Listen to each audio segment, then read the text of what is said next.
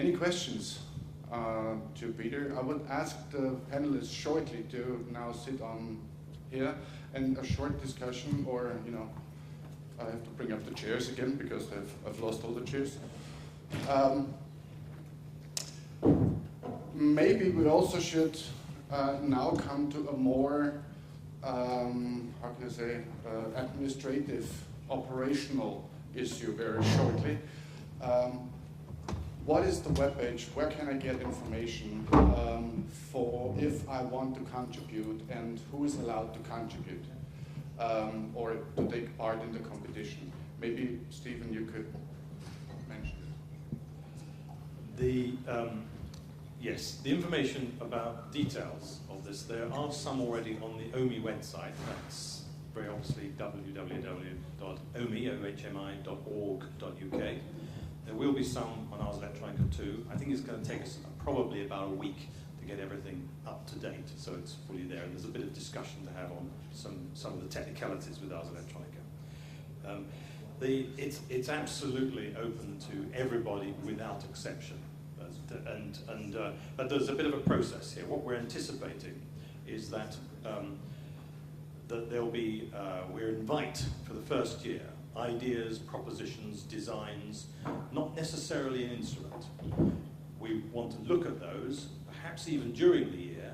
There'll be, as I mentioned right at the beginning, some sort of brokerage process that people who, maybe there's a group of PhD research students or technologists or I don't know, Yamaha team who want to connect with particular musicians or particular disabilities, something like that. We'll broker all that through OMI primarily. So this will go on through a year. At the end of the year, we intend to give some R&D awards, research and development awards, to a selected top number we think have real potential. Doesn't stop anybody else continuing with the process. They've then got another year. At the end of the second year, we'd like to see some instruments. Now, at the same time that the second year instruments come through and are shown here at Ars Electronica, it'll match with the, as this week, it'll match with the same sort of time scales as Ars Electronica runs. But whilst we're producing those instruments, we'll also be doing then a second lot of R&D awards for another group who've come through in the second year. And so it will go on. So each year there'll be R&D awards and there'll be some instruments. And we expect it to be kind of progressive over a number of years. But those who've got the R&D awards will have some sort of advantage, but that's also something we have to work out more selectively, because if Yamaha want to compete, they're not going to get an award, I'll tell you now. But we'll be kind of picky about that. But it doesn't stop anybody else continuing and producing things at any one time. So it'll basically follow the competition processes that Ars Electronica currently follows. Does that help? Is that right?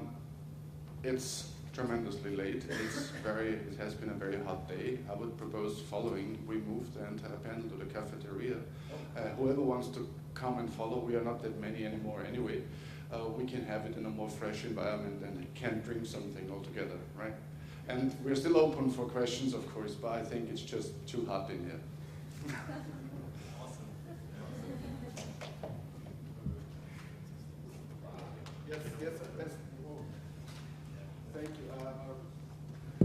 Still, I have to thank you all for your contribution and for really overwhelming speaks and details. That was so great. Thank you all in the name of the Ars Electronica, and thank you as well for staying so long. So now come with us and have something to drink.